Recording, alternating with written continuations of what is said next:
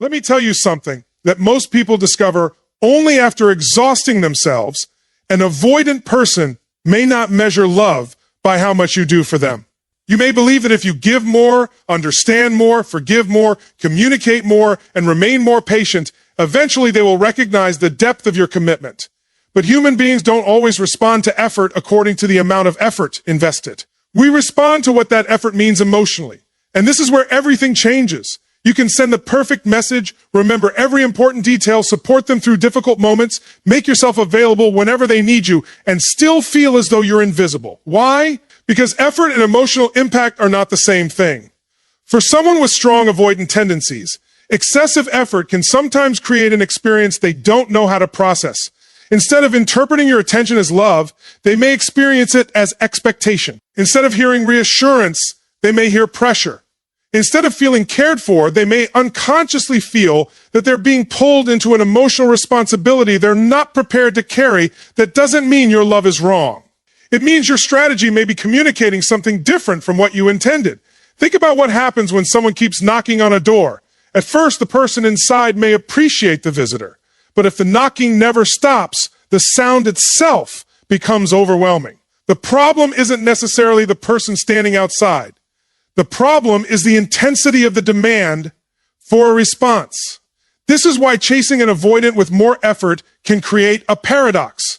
The more desperately you try to demonstrate that you care, the more they may feel the need to create distance. And then you become even more anxious, so you increase your effort again. They withdraw further, and you pursue harder. Eventually, you're not building intimacy anymore. You're participating in a cycle. But here's the deeper psychological principle. People are influenced not only by what you give them, but by the emotional state they associate with you. Do they associate you with peace or pressure, freedom or obligation, confidence or emotional instability, connection or constant demands for reassurance? These questions matter because attraction and emotional safety aren't created simply through quantity, they're created through experience. And this is where you need to stop asking, what else can I do for them? And start asking a much more powerful question. Who am I being when I'm with them? Are you becoming smaller because you're afraid they will leave? Are you constantly monitoring their messages, tone, response time, and behavior? Are you abandoning your own priorities because you're trying to make yourself indispensable? Are you giving because you genuinely want to give or because you're hoping your effort will finally purchase certainty? That's the distinction. Healthy generosity comes from abundance. Overgiving often comes from fear. When you give from abundance, you can give without demanding a particular outcome. When you give from fear, every act of kindness secretly contains a question, will this finally make you choose me? And the moment your kindness becomes a transaction for validation, you lose your center. This is why secure emotional behavior is so powerful. A secure person doesn't stop caring. They simply stop using effort as evidence of their worth. They can say, I love you without needing to chase. They can offer support without becoming responsible for another person's emotions. They can give space without turning that space into punishment. They can communicate their needs without begging someone to meet them. That kind of person creates a completely different emotional experience. They aren't saying, you must give me attention so I can feel valuable. They're saying, I value you, but I also value myself. And that distinction changes everything. Because when you stop trying to convince someone of your worth, you give them the opportunity to encounter your actual worth. Your calmness becomes visible. Your standards become visible. Your independence becomes visible. Your emotional stability becomes visible. You don't have to manufacture mystery. You don't have to play games. You don't have to disappear to make somebody miss you. You simply stop over-functioning in a relationship where the other person is under-functioning. And that's where your power returns. Now, understand this carefully. None of this means you should intentionally withhold affection from an avoidant person or manipulate them through distance. That's still living from the same place, trying to control their response. The goal is not to make them chase you. The goal is to stop chasing someone at the expense of yourself.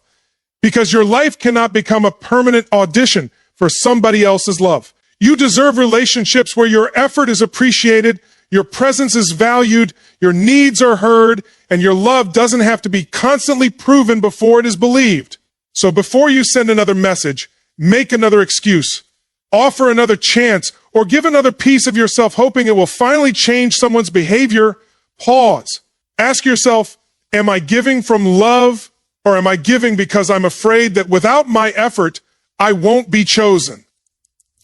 That question can expose the entire pattern, because the moment you stop measuring your value by how much someone accepts from you, you become free. Stop proving your worth. Start living it.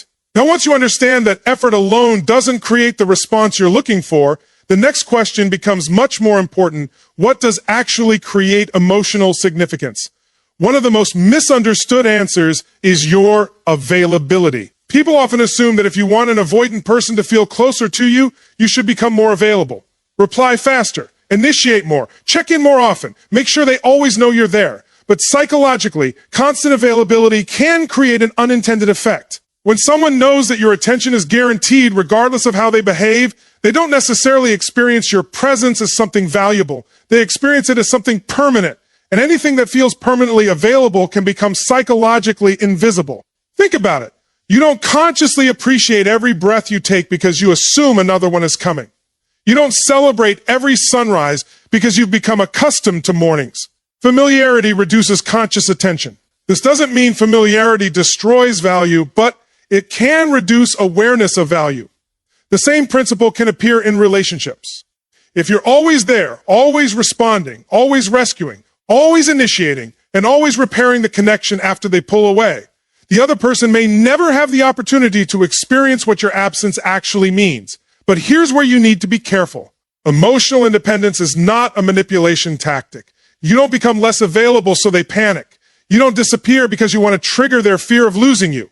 You don't manufacture jealousy delay messages deliberately or pretend you don't care. That's not confidence. That's strategy disguised as confidence. Real independence is much deeper. It means your emotional stability doesn't depend on another person's immediate attention. You can care about someone and still have a life that doesn't revolve around them. You can love someone and still pursue your goals. You can miss someone and still sleep peacefully. You can want someone and still refuse to chase them. That is emotional independence. And psychologically, this matters because secure people don't communicate, I need you to constantly reassure me that I matter. They communicate something very different. I know I matter, and I would like to build something meaningful with you. That's a completely different energy.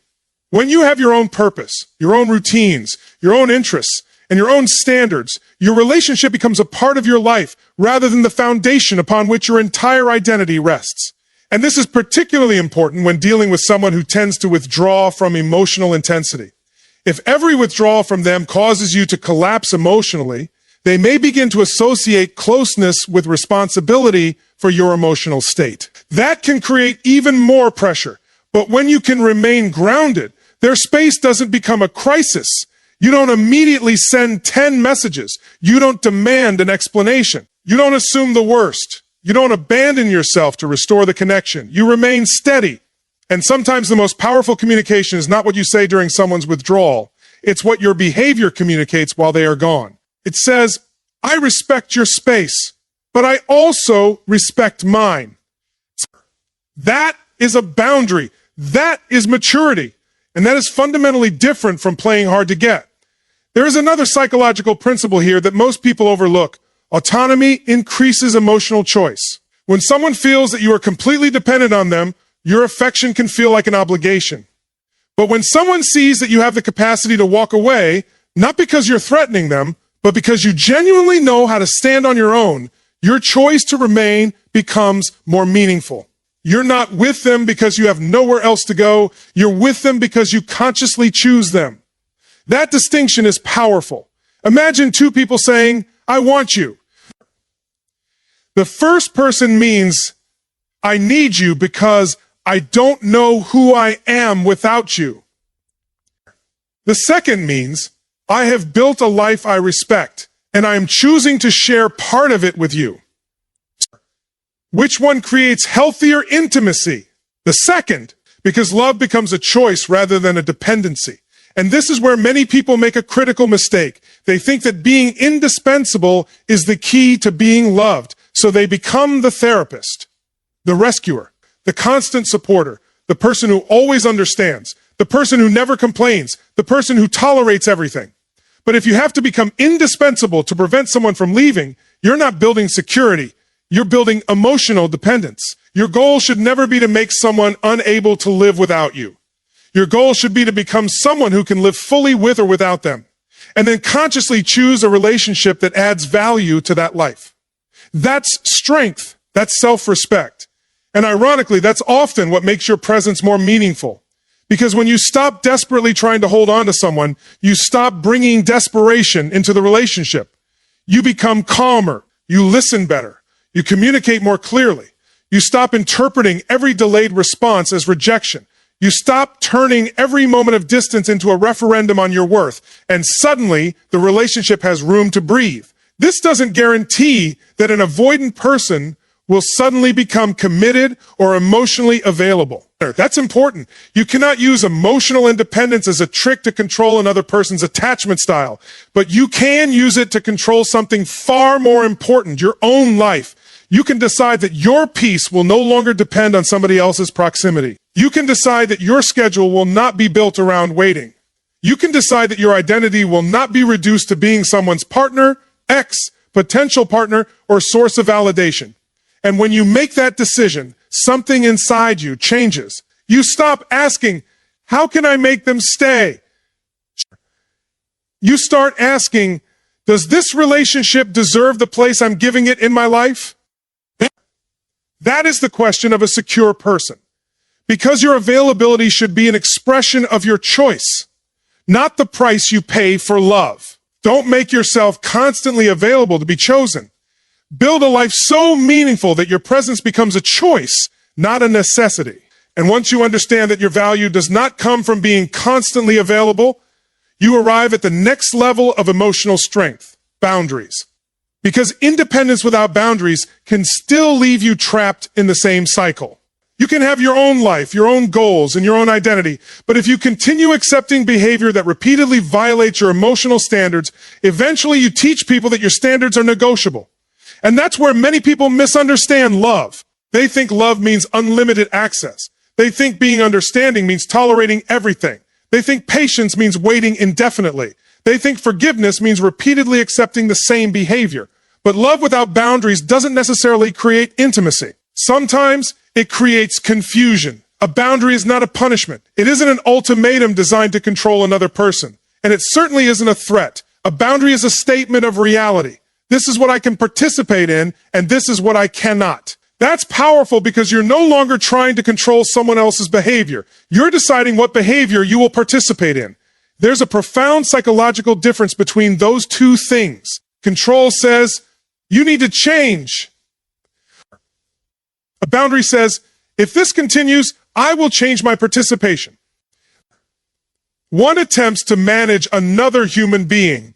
The other manages yourself. And that distinction is critical when you're dealing with someone who tends to withdraw, avoid difficult conversations, or create emotional inconsistency. Because if every time they pull away, you chase them, explain yourself, apologize for things you didn't do, and offer another opportunity without requiring meaningful change, you're sending a message whether you realize it or not. You're saying, you can create distance, and I will always close it for you. You're saying, you can give me inconsistency, and I'll compensate with more consistency. You're saying, you don't have to meet me halfway because I'll walk the entire distance. And eventually resentment begins to grow, not necessarily because the other person is intentionally exploiting you, but because you've created a relationship structure in which your needs have no real consequences. This is why boundaries are not about becoming cold. They're about becoming clear. You can say, I care about you, but I can't continue participating in a relationship where communication disappears every time things become uncomfortable. You can say, I respect that you need space, but indefinite silence doesn't work for me. You can say, I'm willing to have difficult conversations, but I'm not willing to be punished with withdrawal whenever conflict appears. Notice the difference in language. You're not saying, you better do what I want.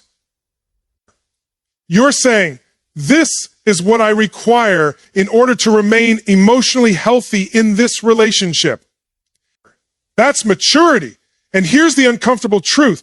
A boundary only becomes real when you're willing to honor it yourself. Anyone can say, if you disappear again, I'm done. But if the person disappears, comes back 3 days later with a casual hey, and you immediately forget everything that happened, the boundary was never actually a boundary. It was a request disguised as a consequence. Real boundaries require action, and action creates credibility. When your words and behavior finally align, people learn that your standards are real. That doesn't mean you should become rigid. Healthy boundaries are flexible enough to recognize context, but strong enough to protect your fundamental needs. There will be misunderstandings. There will be stressful periods. There will be moments when someone needs temporary space. A mature boundary doesn't interpret every imperfection as betrayal. It simply distinguishes between an occasional human mistake and a repeated relational pattern. That's an important distinction, because if you demand perfection, you'll eventually isolate yourself. But if you tolerate everything, you'll eventually lose yourself. The goal is discernment. You need to ask, is this person struggling, or are they repeatedly choosing behavior that makes a healthy relationship impossible? That's a much more intelligent question than simply asking, do they love me? Because someone can have feelings for you and still be incapable of giving you the relationship you need. Feelings are not always the same thing as capacity. Someone can miss you and still avoid accountability. Someone can care about you and still communicate poorly. Someone can fear losing you and still behave inconsistently. And this is where your boundaries protect you from becoming addicted to potential. You stop evaluating people based only on what they might become. You start evaluating them based on what they consistently demonstrate. That's one of the most liberating shifts you can make, because now you're not trying to decode every mixed signal. You're watching patterns. You're asking whether their actions match their words. You're asking whether their behavior improves after communication. You're asking whether they can respect your needs without treating those needs as pressure. You're asking whether the relationship has reciprocity. And when you think this way, you no longer need to become louder to be heard. You become clearer. You don't have to threaten departure. You simply become unwilling to repeatedly abandon yourself. That is what makes a boundary powerful. The goal isn't to make an avoidant person afraid of losing you. The goal is to make sure you don't lose yourself while trying to keep them. Because the moment you understand that, your entire approach to relationships changes. You stop begging for basic consideration. You stop rewarding inconsistency with increased effort. You stop explaining your worth to someone who refuses to recognize it. And you start living from a principle that will transform every relationship you ever have. A boundary is not a wall around your heart. It is a door with standards for who gets access. And once you understand the power of boundaries, you reach another truth that can completely change the way you approach an avoidant person. Sometimes what they need most isn't less love, but less pressure. This is where people make a critical mistake. They assume that if someone is pulling away, the answer is to increase emotional intensity. They want to explain more, communicate more, reassure more, ask more questions, and force clarity as quickly as possible. Their intention may be completely sincere. They think, if I can just make this person understand how much I care, they'll finally feel safe enough to come closer. But emotional safety cannot be forced. In fact, the harder you try to force emotional closeness, the more threatening closeness itself can become. Think about what happens when you tell someone, you need to open up to me right now. Even if you're saying it because you genuinely want to understand them, the nervous system may interpret that demand as pressure. The person doesn't simply hear your words. They experience an expectation. And for someone who already struggles with emotional vulnerability, that expectation can feel overwhelming. This doesn't mean you should tolerate emotional unavailability. It means you need to understand the difference between creating space for connection and demanding connection on your timetable. That's a major distinction. You can invite someone to communicate without interrogating them. You can express your feelings without requiring an immediate emotional response. You can tell someone what you need without trying to force them to become someone they're not. And this is where emotional regulation becomes one of the most powerful relationship skills you can develop. Because when someone pulls away, your first reaction may be to pursue. You think something is wrong. Then you think they're losing interest. Then, what did I do? Then you start sending messages, seeking reassurance, analyzing conversations, and trying to repair something that may not even have been clearly broken. Your nervous system wants certainty. But here's the philosophical challenge. Sometimes maturity means learning to tolerate uncertainty without allowing uncertainty to control your behavior. You don't need to know exactly what another person is thinking every second. You don't need immediate confirmation that everything is okay. You don't need to eliminate every uncomfortable emotion before you can act wisely. You can feel anxious and still behave calmly. You can feel afraid of losing someone and still refuse to chase. You can want an answer and still give someone reasonable time to formulate it. That is emotional strength. And there's a fascinating paradox here. The more securely you can tolerate space, the less threatening space becomes. When you stop treating every moment of distance as an emergency, you change the emotional atmosphere of the relationship. You're communicating without saying it directly. You don't have to run from me because I won't chase you down. That's different from indifference. Indifference says, I don't care what happens. Security says, I care deeply, but I don't need to control the outcome. That's a much stronger position, because love is not measured by how desperately you try to eliminate uncertainty. Love is also demonstrated by your ability to respect another person's autonomy while remaining faithful to your own standards. And that balance is essential. Give space, but don't disappear as punishment. Communicate your needs, but don't turn them into demands. Be compassionate, but don't become someone's emotional caretaker. Stay available for healthy communication, but don't remain permanently on standby. These distinctions may seem subtle, but they create completely different relationship dynamics. You see, pressure often creates resistance because people instinctively defend their autonomy when they feel controlled. The more someone feels that closeness means losing freedom, the more they may associate intimacy with restriction. So your objective shouldn't be to make them feel trapped by your love. It should be to demonstrate that intimacy and autonomy can coexist. You can be close without being consumed. You can care without controlling. You can communicate without demanding. You can love someone without making them responsible for your emotional stability. That is what mature connection looks like. But there's another side to this that you cannot ignore. Giving someone space does not mean waiting forever. Some people here don't pressure an avoidant and interpret it as accept whatever behavior they give you.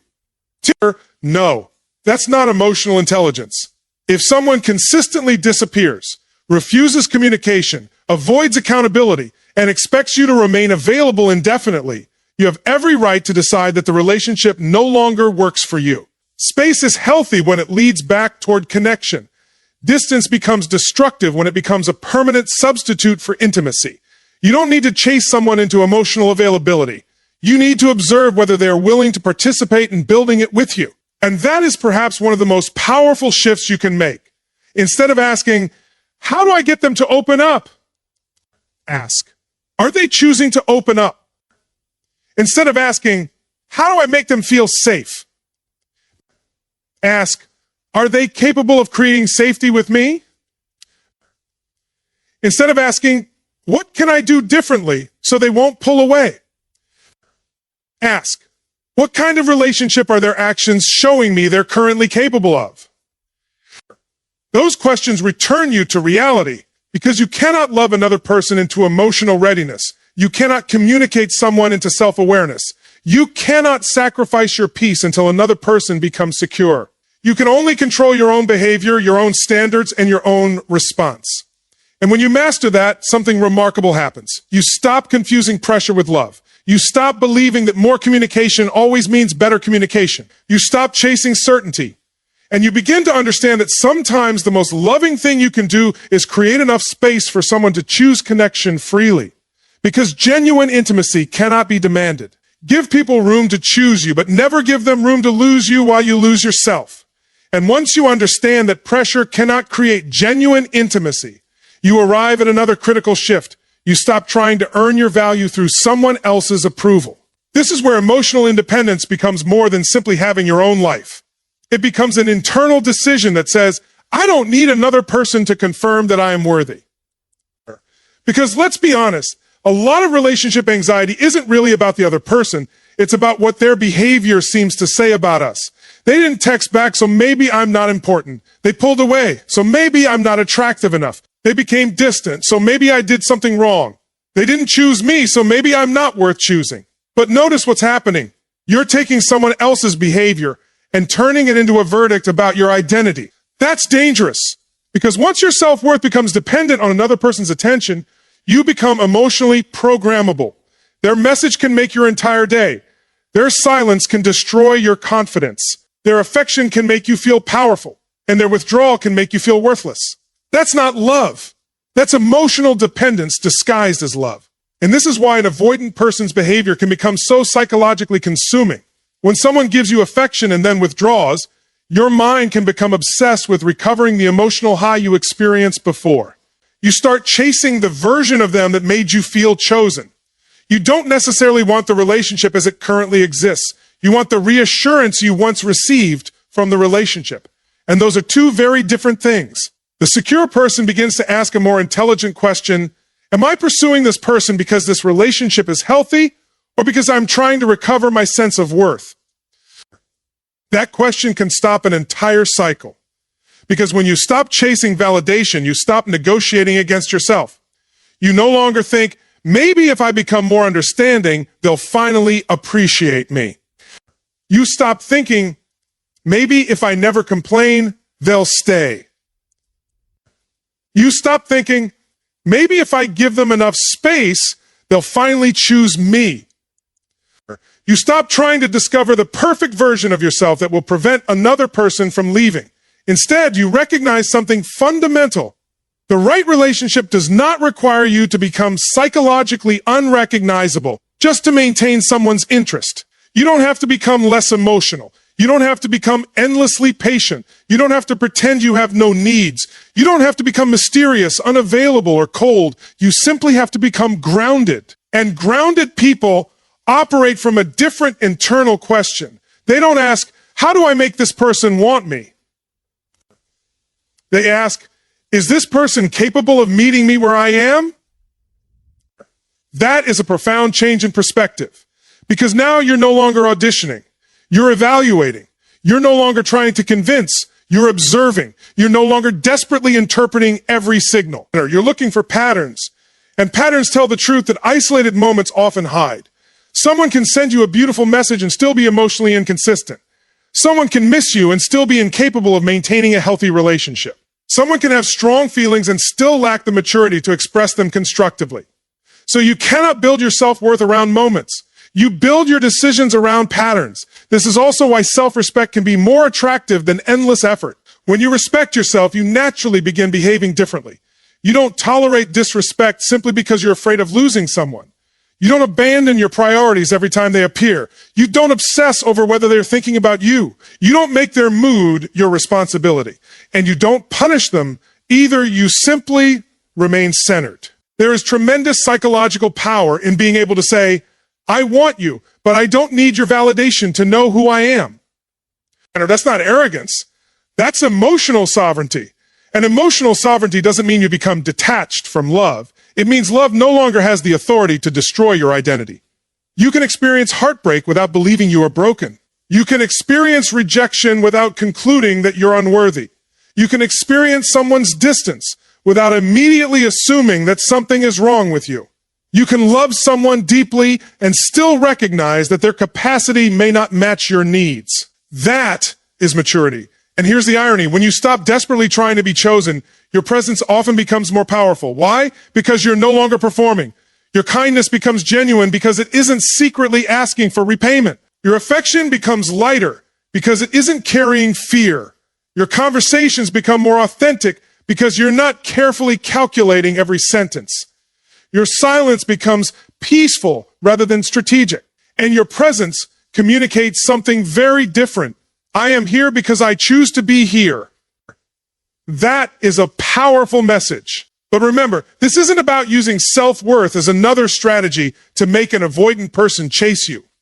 If you transform yourself only because you want them to notice the transformation, you're still giving them control. True self-worth exists whether they notice it or not. That's the test. Would you still protect your peace if they never came back? Would you still pursue your goals if they never apologized? Would you still believe you're valuable if they chose someone else? If the answer is yes, you're no longer building your identity around another person's decision.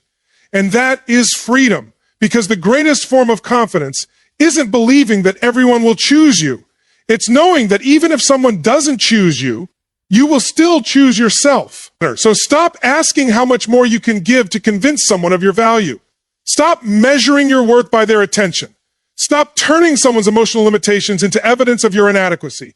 Stand firmly in who you are. Let your standards speak. Let your life speak. Let your consistency speak. And let people decide whether they have the capacity to meet you there. The moment you stop begging to be chosen is the moment you remember that you were never supposed to abandon yourself to earn love. And now we arrive at the deepest lesson of all. After everything we've discussed about effort, availability, boundaries, pressure, and self-worth, you have to confront one final question. What happens when you stop trying to earn someone's love? Because this is where the entire dynamic changes. For a long time, you may have believed that the solution was somewhere outside of you. Maybe you needed to communicate better. Maybe you needed to become more patient. Maybe you needed to give them more space. Maybe you needed to become more understanding. Maybe you needed to say the perfect thing at exactly the right moment. So you kept searching for the formula. But relationships are not mathematical equations. You cannot input enough effort and guarantee a particular emotional outcome. At some point, you have to stop asking, what can I do to make this person choose me? And start asking, what kind of person am I becoming while I'm waiting to be chosen? That question changes everything. Because if your pursuit of love requires you to become anxious, obsessive, exhausted, and disconnected from your own identity, then the price you're paying is too high. Love should expand your life, not require you to abandon it. And this is especially important when you're dealing with someone who has avoidant tendencies. You may spend enormous amounts of energy trying to decode their behavior. Why did they pull away? Why did they come close again? Why did they suddenly become affectionate? Why did they stop communicating? Do they care? Are they afraid? Are they testing me? Eventually, you can become so focused on understanding their psychology that you stop examining your own. That's the trap. You can become an expert on their fears while becoming disconnected from your own needs. You can understand why they withdraw and still ignore how their withdrawal affects you. You can empathize with their wounds while allowing your own wounds to deepen. Understanding someone does not require you to tolerate everything from them. Compassion does not require self-abandonment.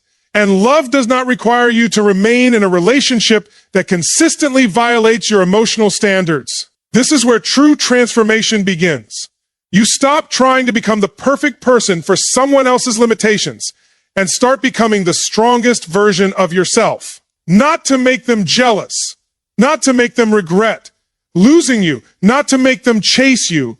You do it because your life deserves your full attention. You return to your goals, you rebuild your routines, you invest in meaningful friendships, you develop your mind, you strengthen your body, you pursue your purpose. You create a life that feels valuable even when nobody is texting you. And something extraordinary happens when your identity becomes larger than your relationship status.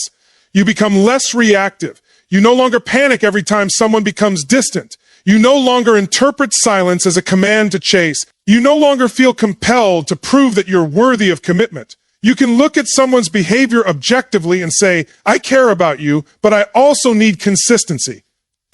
That's not desperation. That's discernment. And discernment is one of the highest forms of emotional intelligence because you begin to understand that feelings and compatibility are not the same thing. Someone may love you and still not know how to love you well. Someone may miss you and still not be ready for commitment. Someone may fear losing you and still be unwilling to change. Someone may have genuine affection for you and still lack the emotional capacity required for a healthy relationship. That realization can be painful, but it is liberating because now you stop trying to solve a problem that isn't yours to solve. You cannot make someone emotionally available. You cannot force someone into self